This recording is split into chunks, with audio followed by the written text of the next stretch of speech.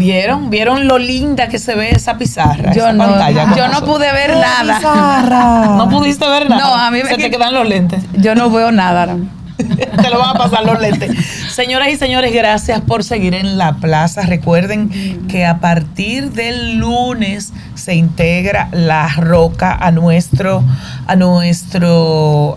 medios de transmisión. La Roca está por la 91.7 y estamos en la 95.9 de Clave y también por Megavisión. Y bueno, aquí tenemos a un amigo, colega en algunos casos, y una persona que por lo social y por la convivencia institucional en República Dominicana, pues ha apostado muchísimo en lo personal y también desde Participación Ciudadana, que es su coordinador general en este momento. Pancho Álvarez, Francisco Álvarez o Pancho Pepe. Bienvenido, don Francisco, acá a La Plaza. Muchísimas gracias, estoy encantado de estar acá y a disposición de todas ustedes. Lo de Pancho Pepe, señores, eso es en la familia, para que no esquiven, ¿verdad? Empezamos entonces, gracias por acompañarnos. Isabel, ¿usted tenía una pregunta? Estábamos hablando de... Bueno, estábamos conversando, pero si vamos a entrar tan fuerte, pero claro, está bien. Recientemente, usted estuvo con nosotros a través de la línea telefónica y hablamos del caso Jean Alain. Y luego 2 semanas, más o menos, Jean Alain da unas declaraciones donde dice que esa posición suya en contra de él ha sido por algunas que otras propuestas que usted en un momento le hizo y que él se negó. ¿Qué cierto tiene eso y qué opinión le merece? Bueno, que hay que tratar de evitar trasladar el juicio hacia otras personas y no sobre los que están enfrentándolo, ¿no? Entonces este tipo de ruido lo que hace es que desvía la atención de la población. Quien está sentado allí para ser juzgado es Jean Alain Rodríguez, no Francisco Álvarez.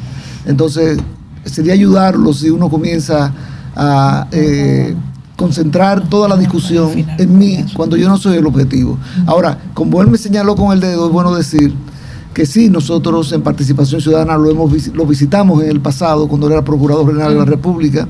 Me recuerdo una vez perfectamente que fuimos un grupo a reclamarle que enviara un fiscal a Brasil. Recuérdense que en aquella ocasión pues Perú, Colombia y otros países habían enviado sus fiscales a Brasil para tomar las declaraciones de los funcionarios brasileños que tuvieron que ver con el caso de Brecht. Y en esa ocasión le estábamos reclamando eso, que por cierto se había obtenido la autorización de un juez de la Suprema Corte Dominicana autorizando esa visita, ¿no? Sin embargo, el procurador de entonces, Jean Alain Rodríguez, nos informó que él tenía información de la inteligencia norteamericana de que esos funcionarios que ya habían declarado iban a contradecir sus declaraciones y que por eso él no lo había enviado. Nos pareció una excusa, más bien tal vez el temor de que esos fiscales regresaran con los nombres de los sobornados. Pero a propósito de Jean Alain, él ha dicho que va algo así como la historia me absorberá. O sea, él va a asumir su propia defensa junto a su abogado, que ya lo conocemos, que es el señor Balcácer, Carlos Balcácer. ¿Qué le merece alguna opinión? Yo sé que jurídicamente él puede hacerlo, pero que asuma ya, si se quiere, en la parte final del proceso su defensa. Bueno, lo primero es que no es la parte final. Estamos en la audiencia. Es un juicio tan viejo que ya pasamos la audiencia preliminar. Exacto. Fue enviado a juicio de fondo. Correcto. Y hace 2 años. Y el juicio de fondo no ha podido comenzar porque es incidente tras incidente, Lleva casi 2 años sin que pueda comenzar el juicio de fondo. Por eso digo que no es que estamos terminando, estamos comenzando el proceso. Y es un derecho que le asiste a él defenderse a sí mismo.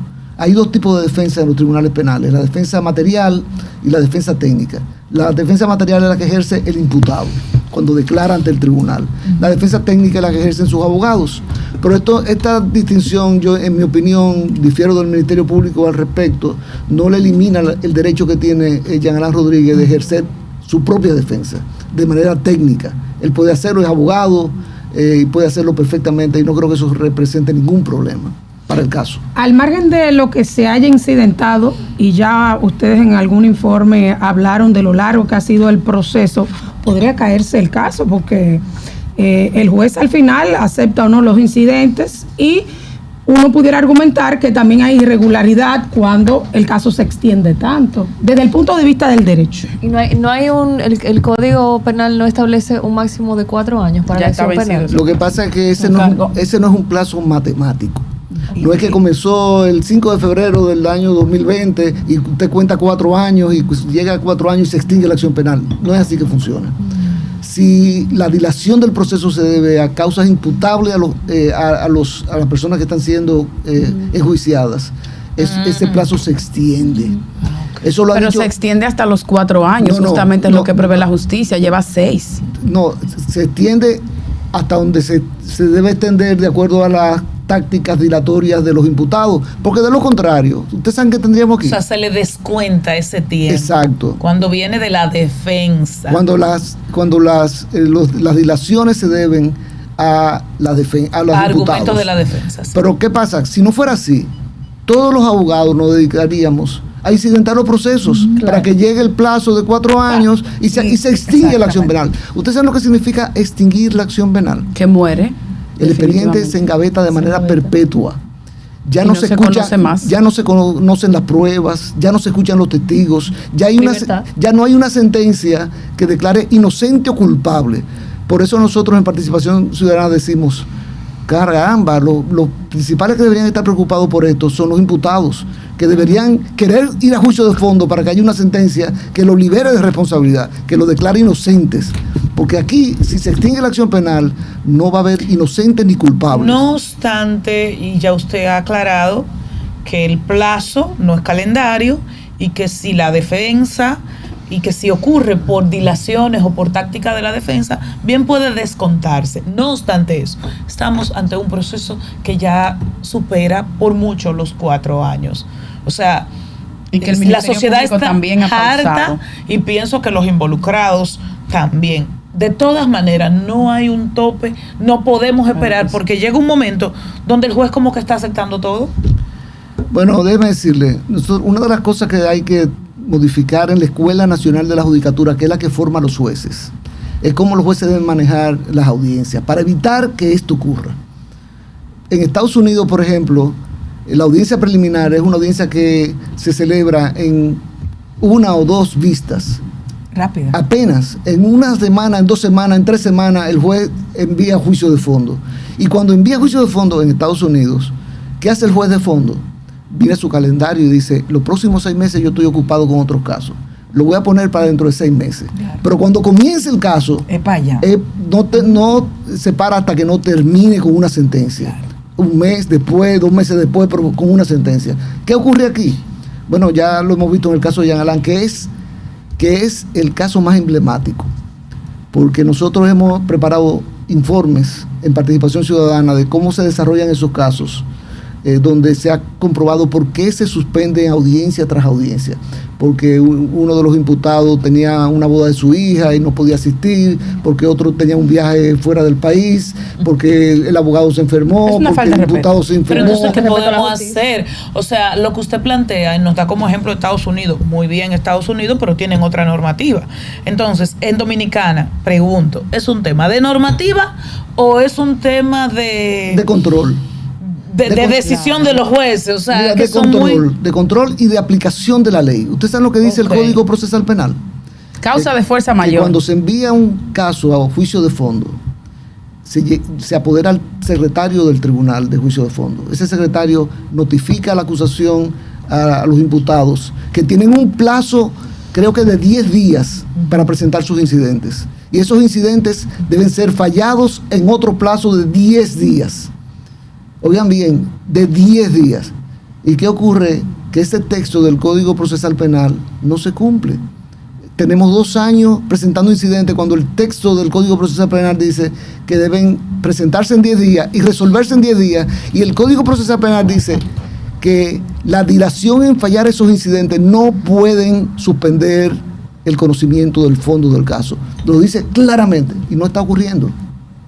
No está ocurriendo. Bueno, quiero hacerle una pregunta en otro ámbito para aprovecharlo y me gustaría saber su opinión con relación a la Junta Central Electoral, al tema de las campañas políticas fuera del plazo que da la Junta, también de las encuestas, de si se pueden estar publicando encuestas en esta época o no, su punto como participación ciudadana. Miren, la campaña a destiempo está prohibida por la ley.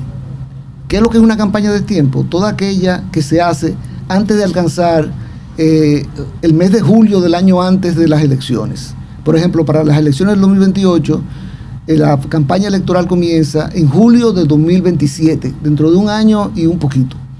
O sea que ahora en este momento sería cualquier acto proselitista es una campaña de tiempo que se sanciona con la inadmisibilidad de las candidaturas que se estén promocionando antes de tiempo. Oigan bien, entonces, ¿qué ocurre? Que lamentablemente las encuestas, que es un instrumento valiosísimo para no solamente los partidos, sino para la ciudadanía en sentido general, las encuestas han sido mal utilizadas en República Dominicana. Ustedes lo saben perfectamente, hay 2 o 3 encuestas serias, que pagadas usualmente por medios de comunicación, que no están sesgadas, que siguen el librito, pero hay una caterva de encuestas que no son serias, que son instrumentos de campaña proselitista. Pero en el caso de los medios de comunicación, que son usualmente los que publican estas encuestas, no tienen candidaturas, no se supone que tengan una agenda detrás. De hecho, el Diario Libre, que es el que ha estado envuelto en esta, vamos a decir, en esta última publicación de encuesta que generó la resolución de la Junta, hoy Aníbal de Castro hace un editorial y establece que en el artículo 216 de la Ley Orgánica de Régimen Electoral se prohíben las encuestas, pero 8 días antes del proceso electoral. O sea que es en el único punto de la ley en que se establece la prohibición tácita de las encuestas. Ese es el punto fuerte que tienen los que opinan de esa manera. Yo lo admito, el texto de la ley es bastante claro al respecto, pero Participación Ciudadana hace un conteo rápido el día de las elecciones, en las elecciones presidenciales. Lo ha hecho desde el año 1996 hasta ahora. ¿Qué es un conteo rápido? Que tenemos en una muestra de colegios electorales, tenemos un observador allí que toma el dato real de cómo se votó en esa mesa. El dato real, no es una especulación. ¿Por qué usted va a votar? No. La famosa boca de urnas. Nosotros le llamamos quick count, conteo rápido, porque no es un boca de urna. En el boca de urna, el encuestador está esperando que salga del colegio el votante y le pregunta por quién usted votó. Okay. Y él le dice, por uno o por otro. En este caso, ustedes ven en la mesa. Voto. Nosotros vemos el voto en el acta de votación. ¿Qué toman en cuenta? Eso no es. Los primeros 5 quizás del conteo, los primeros 10, ¿lo toman en cuenta ustedes? Los primeros 10. Pregunto, o sea, cuando. ¿Cómo es el mecanismo? Cuando abren la urna y empieza el conteo, ¿qué es lo que ustedes observan? No participan. Observamos el conteo. Pero ¿cuánto toman en cuenta? ¿Qué toman en cuenta? El total del acta. El total La muestra completa. En varios colegios. En una muestra de colegio que usualmente representa el 10% de los colegios electorales. Okay. Que ya después que diseminado por todo el país, con una muestra aleatoria, con todo el requisito de rigor, y por eso los conteos rápidos de participación. Entonces ya no sería una encuesta. Eso es lo que... no es una encuesta boca de urna, es un conteo rápido. Y por eso son tan precisos nuestros conteos rápidos, porque no es por quién usted va a votar, sino qué dice el acta, por quién votó la gente. O cuál es el resultado ya de esa votación. Y la diferencia con el conteo oficial nuestro es 0.0 algo por ciento, es estrechísimo. Ahora, yo traigo esto a colación, ¿por qué? Porque la Junta nos prohíbe divulgar el resultado del conteo rápido hasta que la Junta nos dé los resultados oficiales. Si fuese inconstitucional este reglamento que acaban de aprobar, también sería inconstitucional esa prohibición que la Junta nos hace a nosotros y a todos aquellos que hacen encuesta boca de urna el día de las elecciones, y nosotros respetamos lo que la Junta dice. Por eso nosotros no divulgamos nuestro... Una pregunta. A mí no me queda clara antes de eso. Eso es curiosidad. ¿Le ha pasado en algún momento que hay una diferencia muy grande en la publicación y en lo que ustedes contaron? No, nunca ha ocurrido. Perfecto. Porque imagínense, una encuesta real se hace con 1.200 encuestados. ¿Ustedes saben cuántos nosotros tomamos en cuenta para hacer nuestro conteo rápido? 300.000, 400.000, o sea... Es decir, que cuando hay un político que está pataleando, lo que hay que ir para donde usted y ya... Bueno, ¿qué hacemos nosotros? ¿Qué hacemos nosotros? Nosotros los resultados de nuestro conteo rápido, a eso de las 10 de la noche, se lo entregamos usualmente a un testigo de sociedad civil. Perfecto. Y a la propia Junta Central Electoral en un sobre cerrado y lacrado, para que no digan que estamos violando el tema de que no se pueden publicar, ¿no? Y claro, Por ejemplo, cuando Hipólito Mejía intentó reelegirse, ¿ustedes se recuerdan de ese momento? Que hubo mucho ruido de que se estaban robando las urnas y había mucho temor de que de repente el presidente Hipólito Mejía no reconociera los resultados. Pues nosotros entregamos ese resultado al testigo y ese testigo se lo entregó a Hipólito Mejía. Hipólito Mejía vio los resultados y al día siguiente aceptó los resultados de las elecciones. Observación. O sea que eso ayuda muchísimo a bajar la tensión.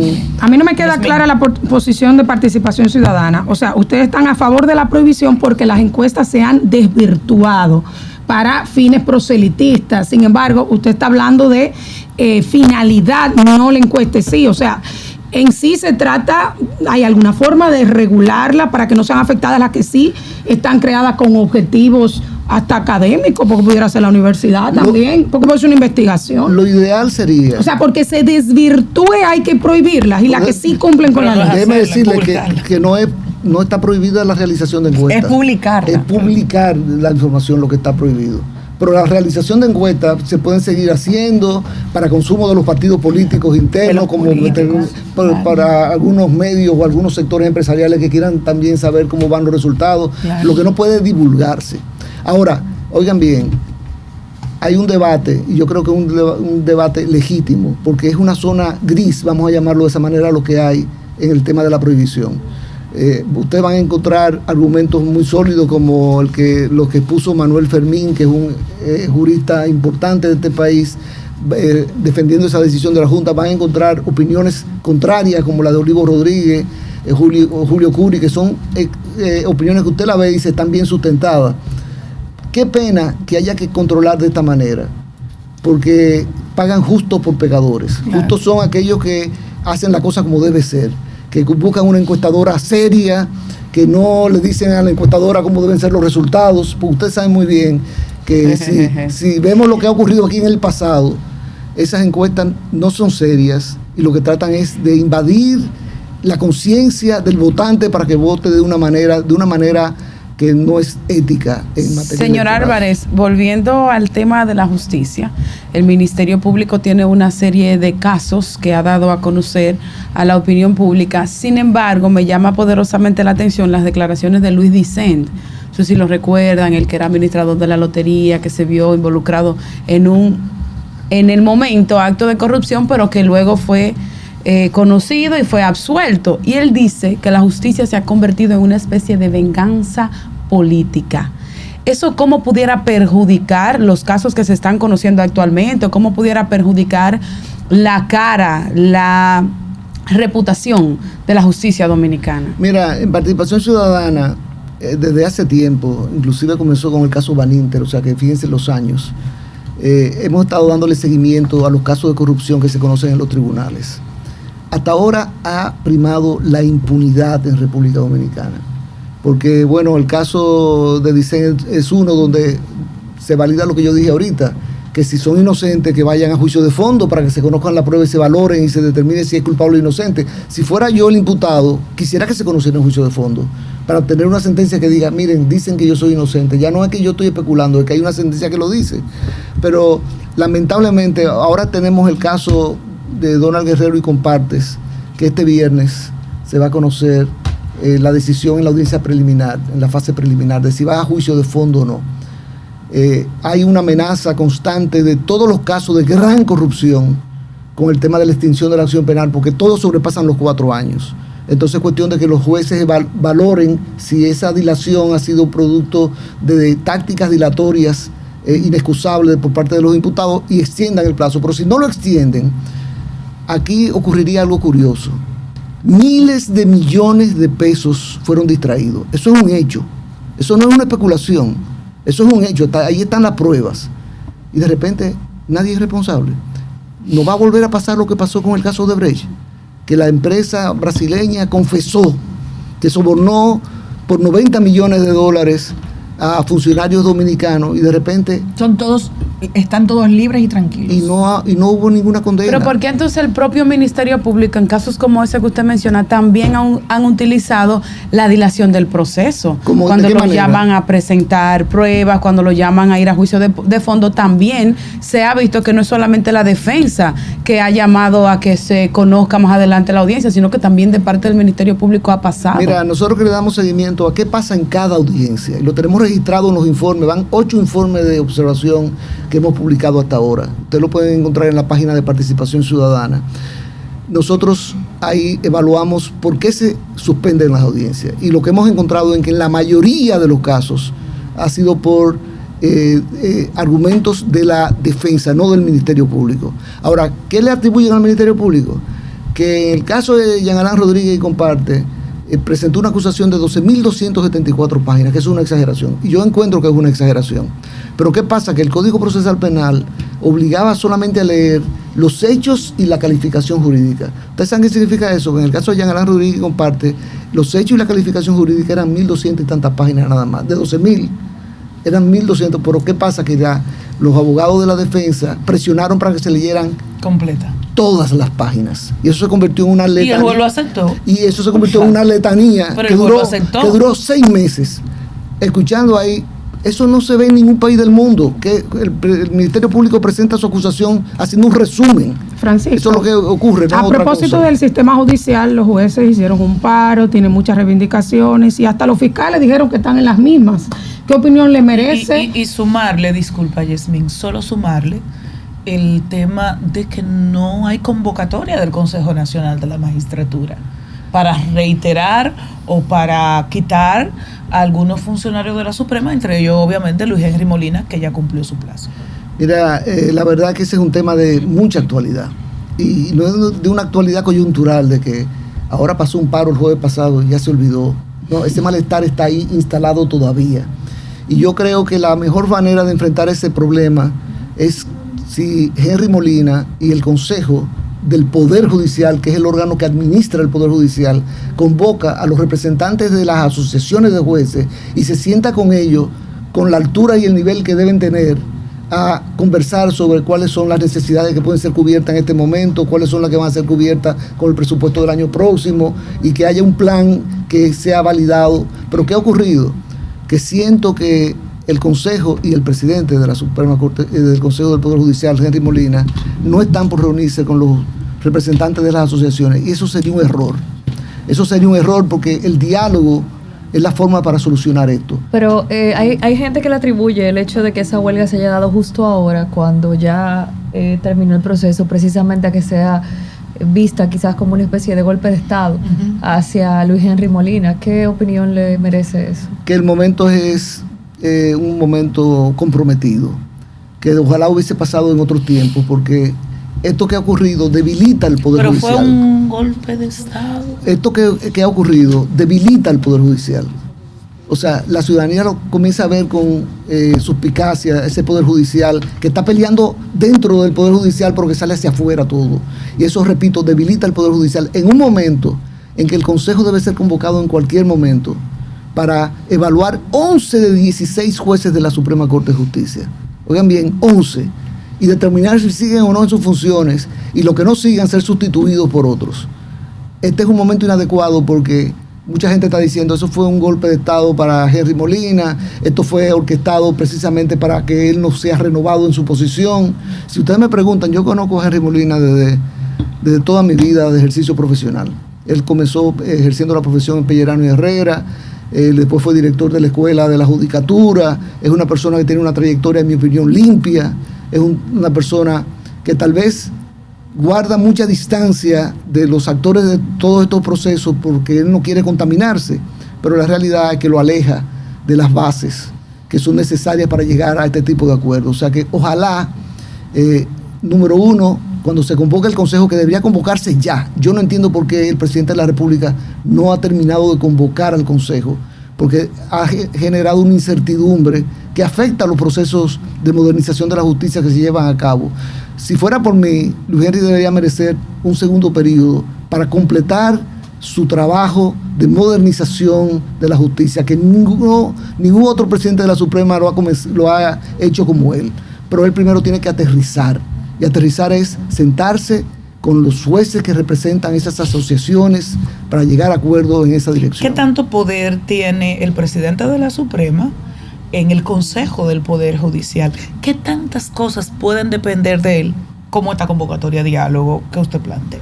Mira, cuando se creó en el 2010 el Consejo del Poder Judicial, yo fui de los que defendí esa creación, porque pasábamos de un régimen presidencialista, el presidente de la Suprema lo decidía todo, a un régimen donde había un órgano de administración con 2 jueces de la Suprema Corte de Justicia, incluyendo el presidente que preside el Consejo, un juez de segundo grado que representa a todos los jueces de segundo grado, un juez de primer grado que representa a todos los jueces de primer grado y un juez de paz que representa a todos los jueces de paz. Y yo decía, qué modelo de democracia más bonito, ¿no? ¿Y qué pasó? La verdad que no ha resultado, porque la elección de los miembros del Consejo, que se hacen, por ejemplo, el juez de Corte de Apelación de segundo grado, lo eligen sus pares por el voto secreto. Suena bellísimo eso, pero trasladamos los pecados de las elecciones electorales dominicanas a las elecciones para el Consejo del Poder Judicial, y el clientelismo y otros males que afectan el torneo electoral dominicano se instalaron en ese órgano del Poder Judicial. Ojalá y podamos enderezar esto, porque la verdad que ese consejo, todavía el presidente de la Suprema Corte de Justicia es el que manda, porque el juez de paz no se atreve, que está ahí en el consejo, no se atreve a tomar una postura, o el de primer grado o el de segundo grado, porque está el presidente de la Suprema Corte de Justicia. Eso hay que reformarlo definitivamente. Participación Ciudadana pidió al gobierno que publique el memorando de entendimiento para recibir los deportados de Estados Unidos. ¿Qué opinión le merece y qué le parece el silencio de los demás partidos políticos en torno a este acuerdo que ha sido bastante opaco, poco transparente? Bueno, comencemos por ahí. Lo primero es que debió publicarse el texto íntegro de ese acuerdo, para que lo conozcamos, porque ahora mismo estamos muchas veces especulando, porque no conocemos el texto completo. Entonces, Participación Ciudadana, en un comunicado que hizo, reclamó esa publicación. ¿Y le dijeron, no se ha producido. tuvieron alguna respuesta ustedes? Ninguna respuesta. Y esperamos que el canciller de la República, que ha hecho un excelente trabajo hasta ahora, no lo digo porque fue coordinador de Participación Ciudadana, sino porque yo pero lo fue. y ha demostrado que ha hecho un excelente trabajo. En este tema tenemos posiciones encontradas, obviamente, porque nosotros entendemos que la República Dominicana no tiene que estar declarando terroristas a organizaciones que están de aquel lado del mundo, como pasó en la Segunda Guerra Mundial, que Trujillo de repente declaró la guerra a Hitler y según cuentan, Hitler dijo, ¿dónde está República Dominicana? Y vio el mapa y dice, bueno, nosotros no tenemos nada que buscar en esas confrontaciones de las potencias del mundo.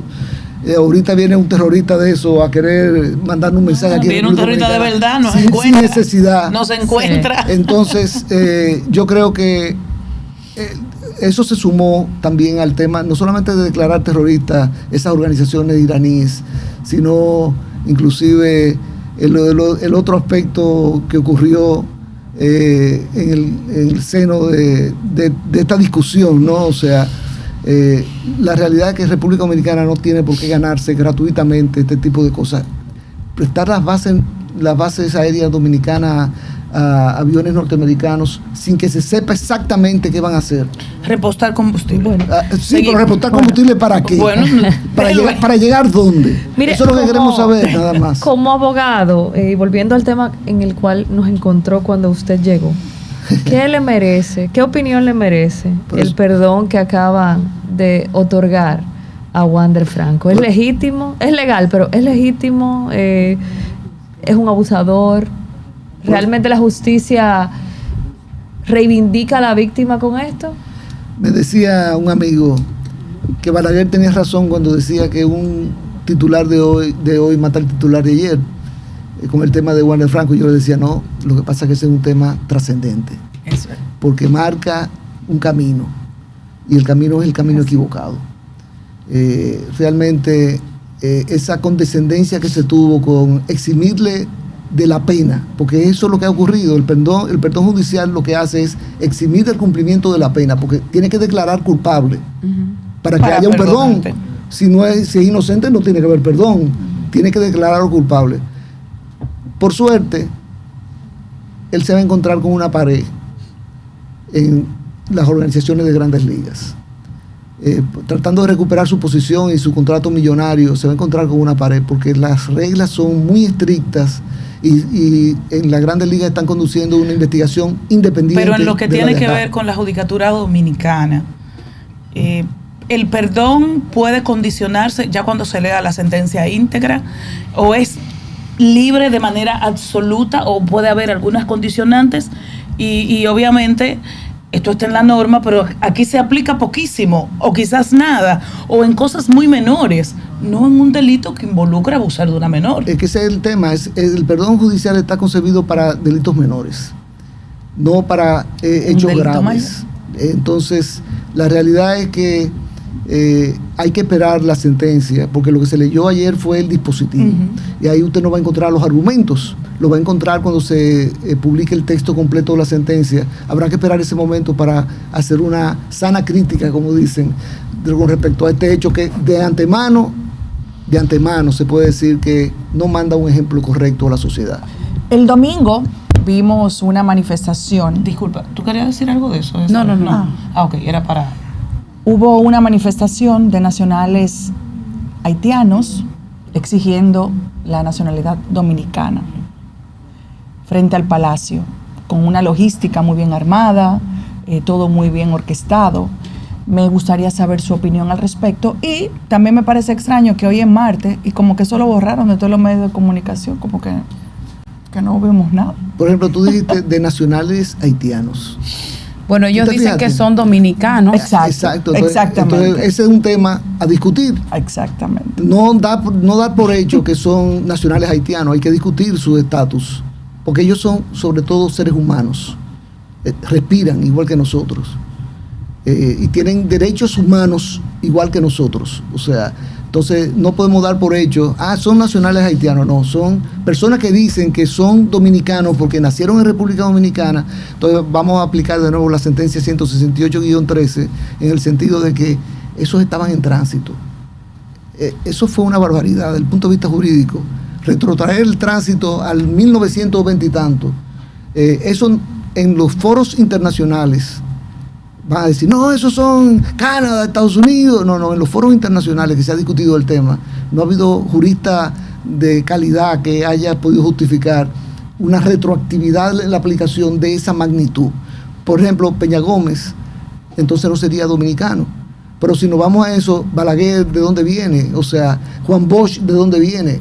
Somos un país que ha aceptado la migración desde siempre, ¿no? O sea, entonces tenemos que tener mucho cuidado con eso. Ellos tienen derecho a protestar, siempre y cuando lo hagan cumpliendo con las normas, no perjudicando a terceros, y tienen derecho a que su caso se conozca y se decida. Yo no sé de qué forma se puede decidir, de acuerdo a la documentación que es muy fina esa línea, porque usted está hablando de irnos atrás y mirar esos casos puntuales, que si bien tiene razón, pero entonces aquí estamos hablando de cientos de miles de nacionales haitianos en condición de tránsito.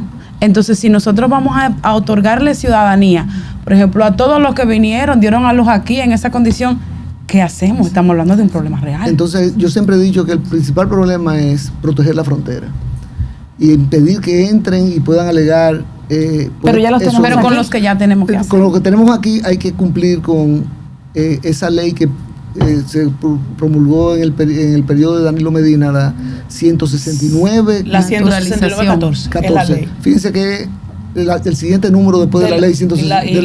La sentencia fue la 163-13. Exacto. Y en ese proceso se trataba de validar aquellos casos donde efectivamente le correspondía la nacionalidad. ¿Qué pasa? Que hubo muchísimos obstáculos y esa ley no se pudo aplicar correctamente.